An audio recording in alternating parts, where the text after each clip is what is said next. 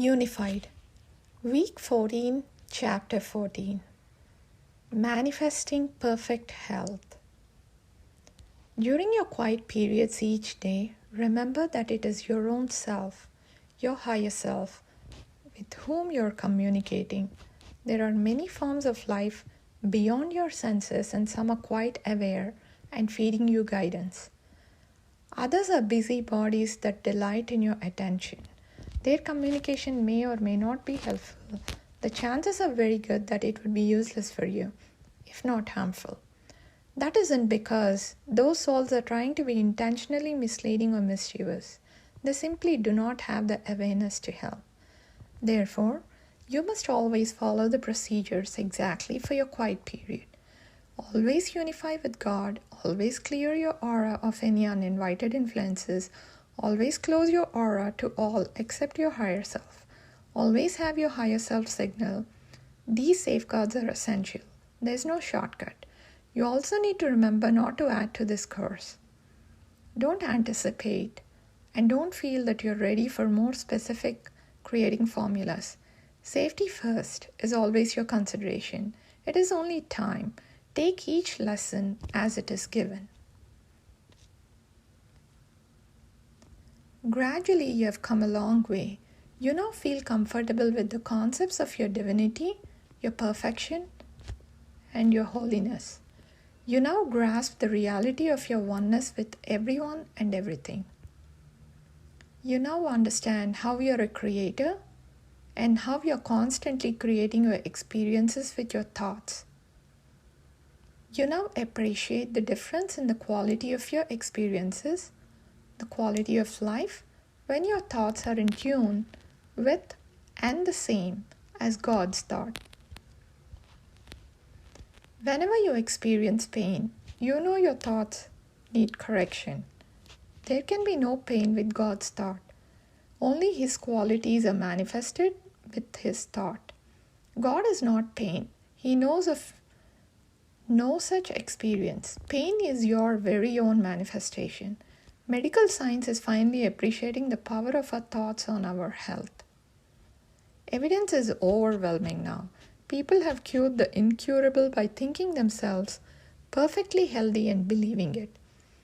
A whole new body of science is developing around stress-related diseases. Psychological factors of thought are known to precipitate an experience of pain. Even more profound is that the pain of poor health is not reality, it is illusion. Remember, you can create your own individual experience. However, you cannot ever change what you really are, what you were created as. You can only change your experience. So even if you experience cancer, you're still perfect in reality. If you experience ulcers, in truth you're well. You can bring on any kind of experience you think, but you can't alter the fact that you're created perfect. Still are perfect and always will be perfect.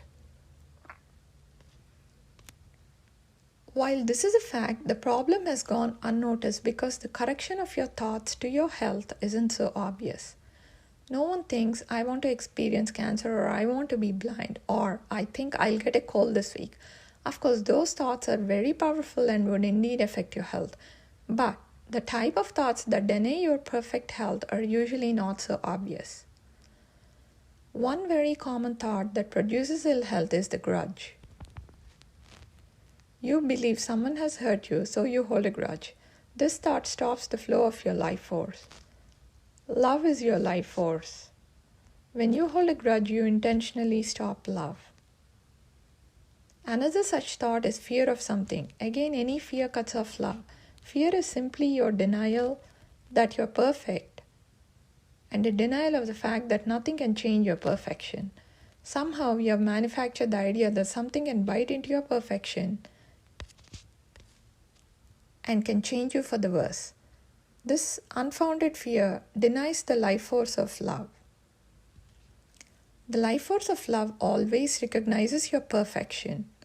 When it is flowing, you can only experience that perfection. Regardless of your experience of pain, When the life force of love comes into your life, perfection must return.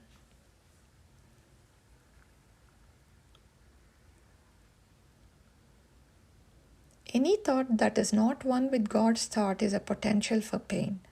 Look at the list of your thoughts that are at odds with those of God. Any of these could produce illness. Any of these deny love by denying your true nature. No attempt will be made to expand further on the types of thoughts you have that may need correcting.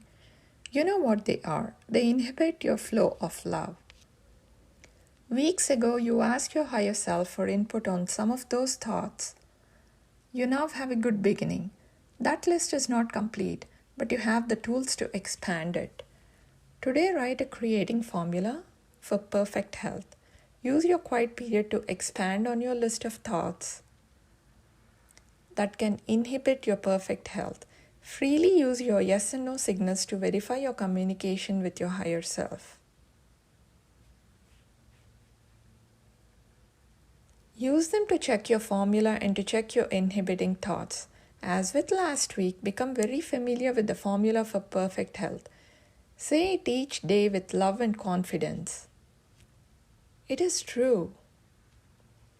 Know that when this formula is said, you have set in motion whatever it takes to have perfect health. Then the next time you say the formula, know that the process has already started. It has. Perfect health has already manifested at a subtler level. The physical expression now must follow. It must. It will.